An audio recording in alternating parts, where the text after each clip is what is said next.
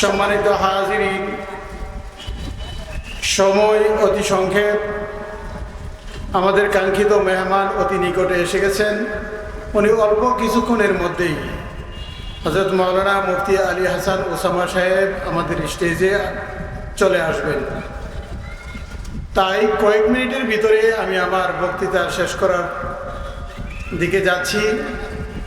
আমি বলতে চাই, সিরাতুন নবী আর মিলাদুন নবী এর মানে কি?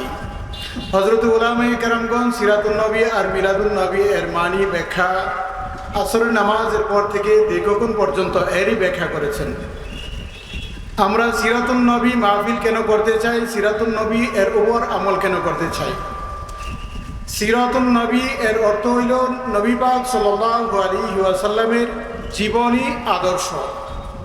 আর মিলাদুন নবী এর অর্থ হইল রাসূল সাল্লাল্লাহু আলাইহি ওয়াসাল্লামের জন্মকথা। আল্লাহ রাসূল সাল্লাল্লাহু আলাইহি ওয়াসাল্লামের জন্মের উপর কোনো আমল করা যায় না। রাসূল সাল্লাল্লাহু আলাইহি ওয়াসাল্লামের জীবনী থেকে আমরা অনেক কিছু আমল করতে পারি। আল্লাহ রাসূল সাল্লাল্লাহু আলাইহি ওয়াসাল্লাম কিভাবে ওনার 63 বছরের জীবনে কিভাবে চলেছেন, সাহাবাইদেরকে কিভাবে চালাইছেন, উম্মতদেরকে কিভাবে নির্দেশ দিয়েছেন চলাফেরা করার জন্য। রাসূল সাল্লাল্লাহু আলাইহি ওয়াসাল্লামের গোটা 63 বছরের জীবনকেই সিরাতুন নবী বলে।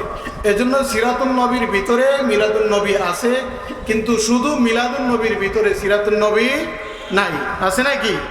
এজন্য রাসূল সাল্লাল্লাহু আলাইহি ওয়াসাল্লাম মিলাদুন নবী উপলক্ষে আল্লাহ রাসূল সাল্লাল্লাহু আলাইহি ওয়াসাল্লামের জীবনে কোনোদিন জশ্নে জুলুস করেন নাই, কোনোদিন মিছিল করেন নাই, কোনোদিন মিষ্টি বিতরণ, এগুলো আল্লাহ রাসূল সাল্লাল্লাহু আলাইহি ওয়াসাল্লাম কখনো করেন নাই।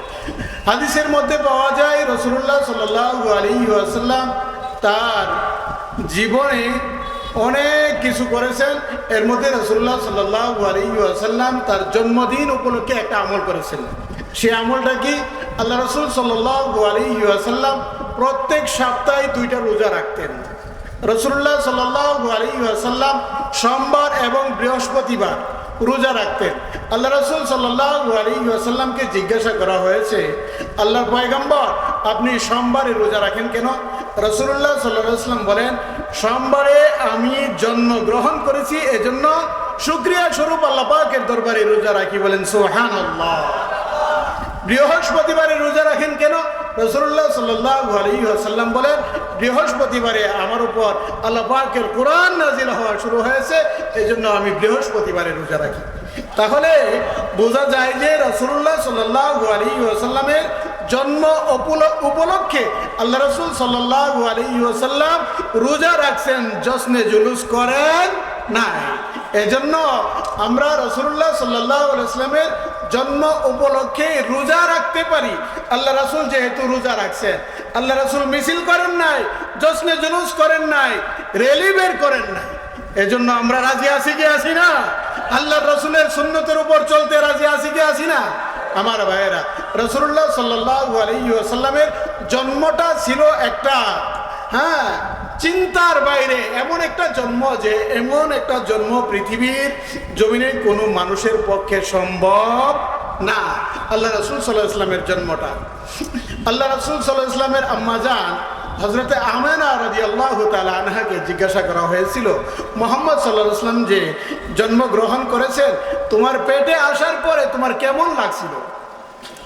মা আমেনা, নবীজির মা, বলেন, আরবের মহিলারা, তোমরা জেনে রাখো, আমার আদরের দুলাল মুহাম্মাদুর রাসূলুল্লাহ যখন আমি মা আমিনার গর্ভে আসে, পৃথিবীর মহিলারা সন্তান গর্ভে আসার পর কত না কষ্ট করে, কত বমি করে, কত কষ্ট করে, কত ত্যাগ স্বীকার করে, কিন্তু আমি মা আমিনা আমার সন্তান গর্ভে আসার পর যারা পরিমাণ কোনো কষ্ট ক্লেশ আমি করি না।